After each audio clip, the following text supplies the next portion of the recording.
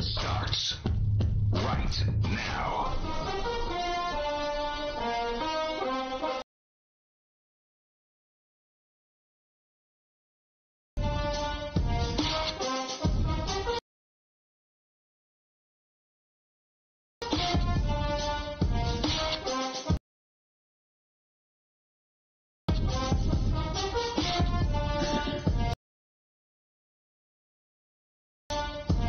What's up, everybody? Welcome to the latest edition of the Stephen A. Smith Show, coming at you as I love to do every weekday over the airwaves of ESPN Radio and ESPN News, 250 plus markets across the United States of America. Check your AM, FM listing nearest you, plus ESPN Radio on Sirius XM Channel 80, plus ESPN Radio simulcast over the live national television airwaves of ESPN News. Number to call up as always is 888-SAY-ESPN. That's 888-729-3776. Time for Straight Talk, brought to you by Straight Talk Wireless. Best phones, best networks, no contracts. Lots and lots and lots of stuff to get into today. No question about that. Looking forward to talking about today's show because I was at that Philadelphia-Boston Celtics game last night, watching Joel Embiid drop 37 and 22. Watching Kyrie Irving put on the show as well, but not when it counted most. Lots of stuff going on in the NBA. James Harden absolutely went berserk last night against Memphis, dropping 57, albeit in a loss. Of course, there is when you look at it and you look at Oklahoma City and the way that they're struggling, there's something to look at in regards to that.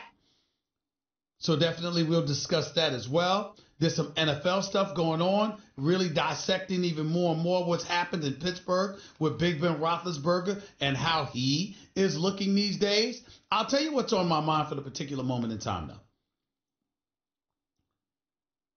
As the NFL draft approaches, I'm getting very, very, very concerned with the kind of stuff that I'm hearing. I really am. I'm getting very concerned about it because when I look at the New York Giants and I'm looking at these workouts and the way that folks have been raving about the workouts that Dwayne Haskins has put forth, I don't understand for the life of me how the Giants are acting like they don't care if they get him or not. Now, they did show up at his pro day.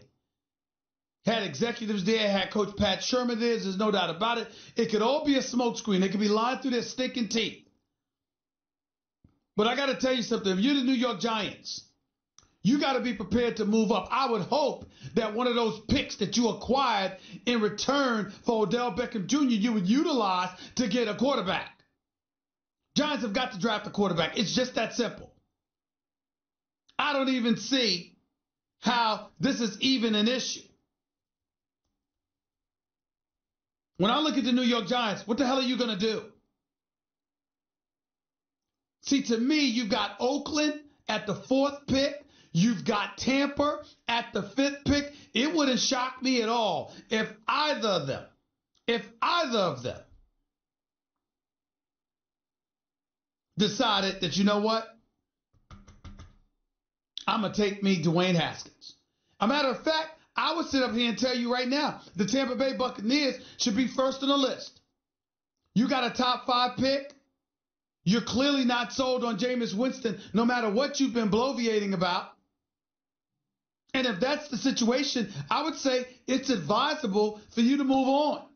Maybe not from Jameis Winston this year, given an opportunity to show himself, but how do you lose drafting a top-tier quarterback? At the very least, it's going to be an asset for you. At the very least. But if you're the New York Giants, all of this stuff about Eli Manning can still play, Eli Manning can still do this, Eli Manning's got years left in him. Eli Manning couldn't move when he was 30. How the hell do you think he's going to do at age 37?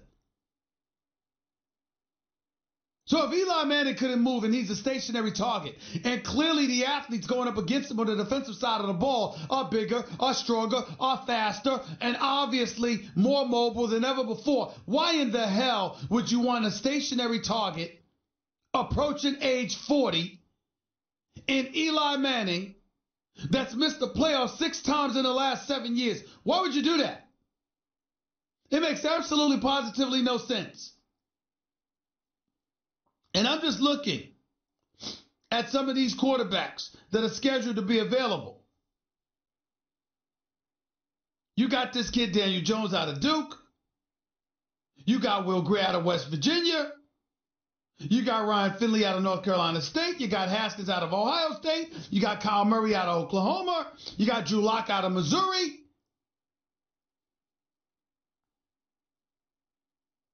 I just don't know.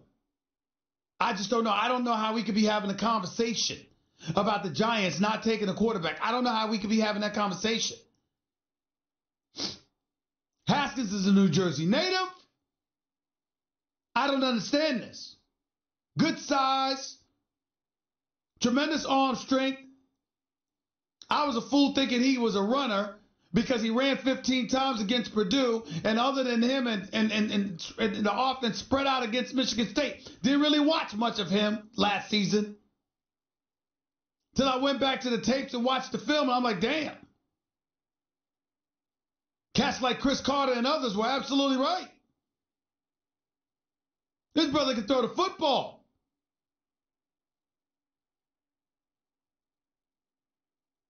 And for those of you wondering who the hell am I talking about, Chris Carter, even though he's on Fox, he's one of my good friends in this industry. As man speaks football, I listen, period. And I've known him for many, many years. He's a friend and a brother. That's why I listen to him. Even though we have outstanding analysts here at ESPN, from Louis Riddick on down, Ryan Clark, Teddy Bruschi, and so many others. But Chris Carter's my brother. To be quite honest with you, I wish he was still here. 888-SAY-ESPN. That's 888-729-3776. You're listening live to Stephen A. ESPN Radio, ESPN News. I'm just saying. If you're Oakland, I don't care what John Gruden has been saying. Mike Mayock as well. It wouldn't shock me at all if they decided to take Haskins. Wouldn't shock me a little bit. Tampa, I think it's a no-brainer for them to take Haskins. And if you're the New York Giants and you feel a need to move up to ensure that you grab Haskins, because he's not going to be grabbed by the 49ers at number 2 because they've got Garoppolo. He's not going to be grabbed by the Jets at number 3 because they've got Sam Darnold. I'm sorry. I would move up. I'd do what it took. And if that means me getting holes in some people's eyes, whatever. I'm telling you, if I'm the New York Giants, I've got to draft a quarterback. 888-SAY-ESPN. That's 888-729-3776. You're listening live to the Stephen A. Smith Show, ESPN Radio, ESPN News. NCAA tournament has started, for those of you who may not know. All right? Right now on TV, on CBS, it's halftime of a game between Minnesota and Louisville in the first round of the NCAA tournament. Not Rick Pitino, but his son, Richard Pitino, is the coach of the Minnesota Golden Gophers. Obviously, guys, basketball analysts extraordinaires like Jay Billis abhorred the fact that Louisville, a team once coached by Rick Pitino, and we all know what happened with him, the NCAA tournament committee, selection committee rather, you're going to have his son playing his dad's former program. Really? That's just bringing attention to it. Nevertheless, Minnesota's been making some shots, making some threes. They've got some decent players on their squad. It's the first time I've ever seen them.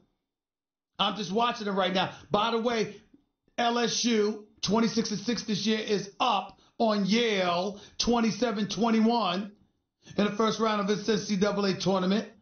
I'm looking at CBS right now, the TNT crew, Barkley, Kenny Smith, along with the great, phenomenal Ernie Johnson, all on at halftime with my brother Clark Kellogg, synonymous with college basketball, forever and always, by the way. I got my brackets here. Ladies and gentlemen, I'm telling you right now where I'm at with this. I actually got Minnesota winning this game against LSU. I'm looking at a team like Belmont, but I think they'll lose to Maryland. I'm talking about the East region now. Of course, I've got Duke coming out of there. I don't like the fact that Michigan State is the number 2 seed. They should have been a number 1 seed. I know Louisville, a number 7 seed right now, is going up against Minnesota. I'm just prejudiced against Louisville. Ever since I saw them a couple of months ago, their guards absolutely panic.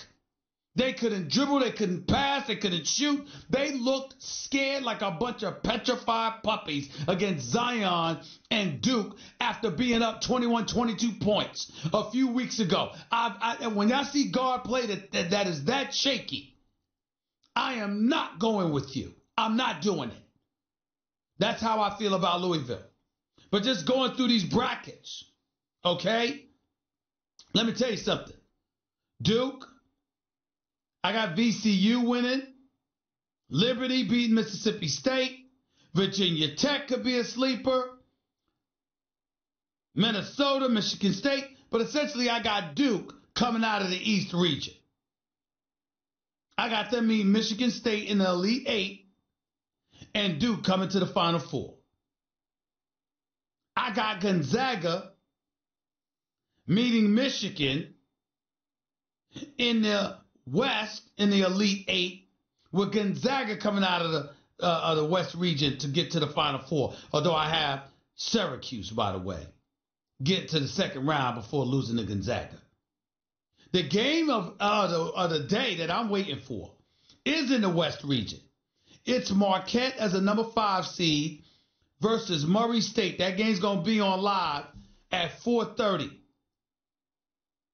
That's that kid Marcus Howard out of Marquette, who's dropped over 45 points, or at least 45 points on 3 separate occasions this year, going against Ja Morant out of Murray State. I like the kid Ja Morant.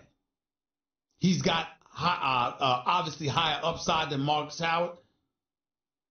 And I think that Ja Morant is going to end up being a top 5, potentially a top 3 pick in the NBA draft. I like this kid. I'm interested in seeing how Marcus Howard look going up against one another this afternoon. I can't wait for that matchup.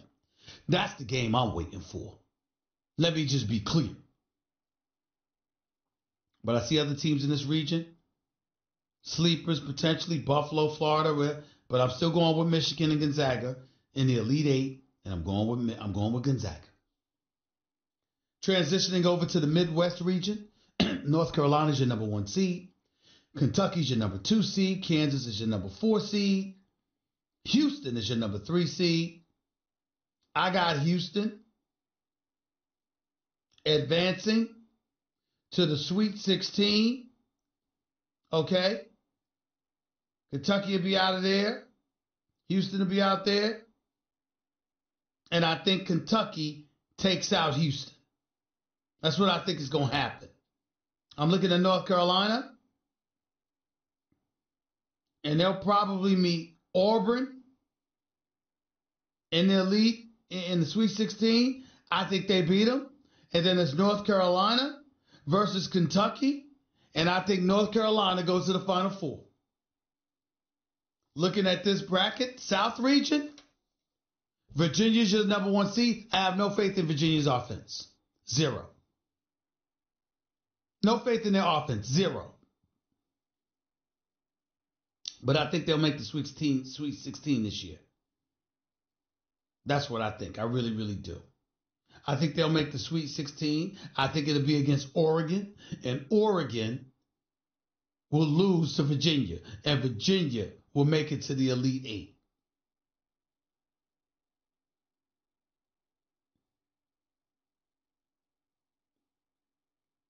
I look at the rest of the bracket in the South. I see Villanova beating St. Mary's. I see Purdue beating Old Dominion.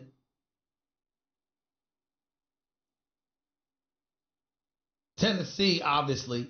But I got Tennessee meeting Villanova in the Sweet 16. I got Tennessee beating Villanova.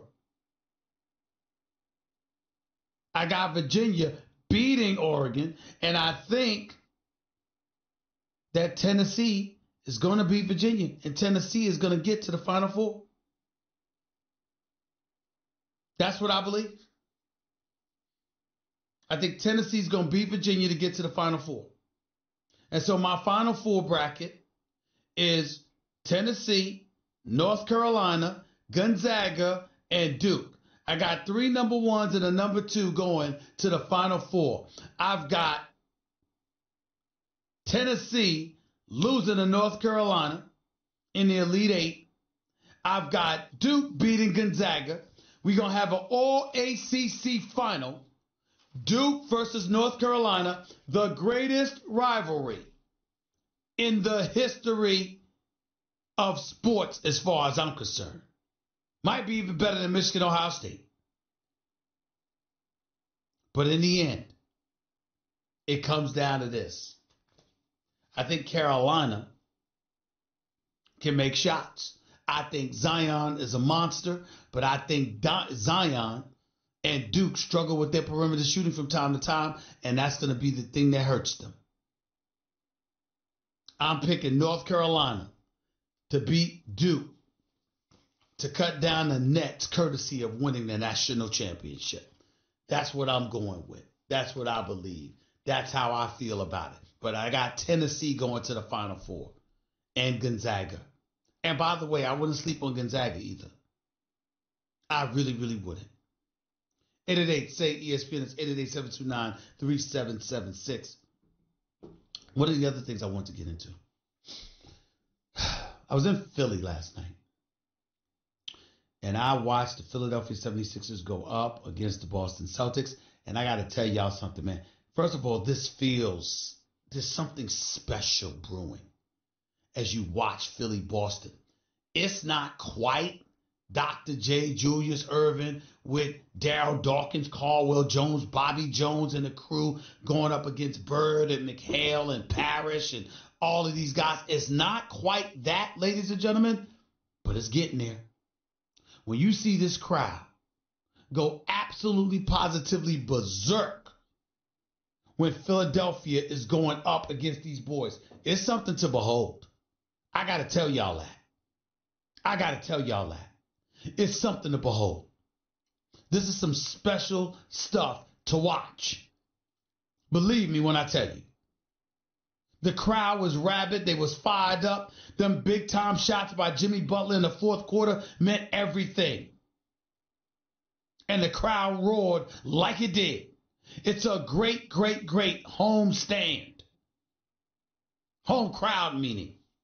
That's what I'm saying about Philadelphia. It's not an easy place to go and play and win a basketball game. But I got to tell you,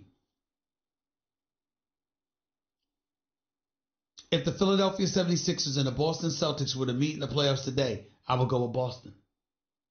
Now, keep in mind, Boston had beat them 3 straight in the regular season before last night. Keep in mind that Boston's the same team that took them out last year in the postseason. Keep in mind that even though the 76ers have Jimmy Butler, and even though they have Tobias Harris, and even though they have Joel Embiid,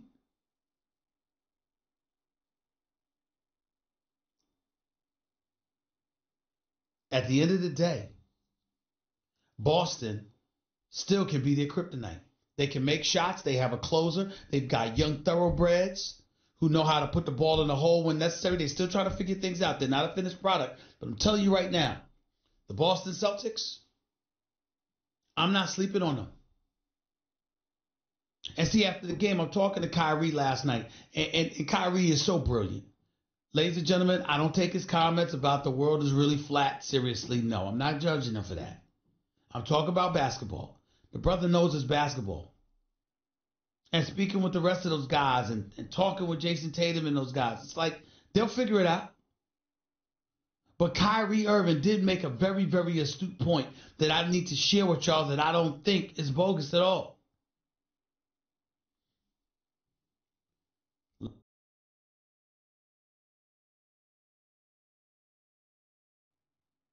Being 14 games over 500, losing a few games that they've lost recently, I got it. Let me tell you something. When you look at them, and Kyrie breaks down, look, last year we were playing with house money. We could just go out there and ball. I was down. Gordon Hayward is down. You know what? You're going out there and you're just playing. But when expectations are saddled on you because everybody looks at our roster and know what our capabilities are, all of a sudden you start thinking more instead of playing. And that's where it becomes a challenge. Veterans like Gordon Hayward, Kyrie Irving to a lesser degree have been there. The young guys have not. Yes, they may have been to the playoffs, and yes, they may have went to within one game of the NBA Finals. But the thing about them is that they were playing with house money. They had absolutely positively nothing to lose because nobody expected anything from them without Kyrie Irving or Gordon Hayward. But now we're both scheduled to be ready for the playoffs. You got to be ready for them. And guess who's having the most difficult time with it at times? Boston. So I think it's something to be concerned about. I think it's something to be alerted about. All those things are true. But in the end, when you have the Sixers and their play caller being orchestrated by Ben Simmons, who I love, by the way, who is just big time in every way, the flip side to it is that he has no jump shot. He doesn't even attempt one. And if you can lay off of him, that's a problem. Brett Brown and those guys put him on baseline, focus on putbacks and all of that other stuff. That's true. But the reality is that he would be a bigger threat, and the Sixers would be a bigger threat if Ben Simmons had a jump shot. Because he's got everything else. That's what they're saying. That's what they're asking you to think about. And I don't blame them. Because in the end, here's what it comes down to. Tobias Harris and Jimmy Butler, I like. They can ball and they're rough riders. They got a lot of heart. And Joel Embiid ain't scared of anybody. I'll play sound from Joel Embiid when we come out of commercial break to show you how he ain't scared of anybody. But the flip side to it is that going to be enough? I don't know the answer to that question. But Boston thinks they do. And their answer is hell no. It won't be enough against us. As Terry Rozier said, yeah, you saw the confetti coming down. In other words, he's laughing at them making such a big deal over a regular season game. These are all the things that we have to think about. 888-SAY-ESPN. That's 888-729-3776. That was Straight Talk Wireless, nationwide coverage in America's largest and most dependable 4G LTE networks. We'll get to your calls and more in a minute on all of this NBA stuff, some NFL stuff involving Haskins and the Giants, or where should Haskins go? New York, Oakland, Tampa, you name it. It's worthy of a discussion. And we'll see where y'all go with it. 888-SAY-ESPN. You listen live to Stephen A. ESPN Radio, ESPN News, by the way. If you haven't tried the delicious high-quality meat from ButcherBox, you're going to be blown away. ButcherBox brings you the meat the way it's meant to be so you can get all of the benefits you're supposed to get.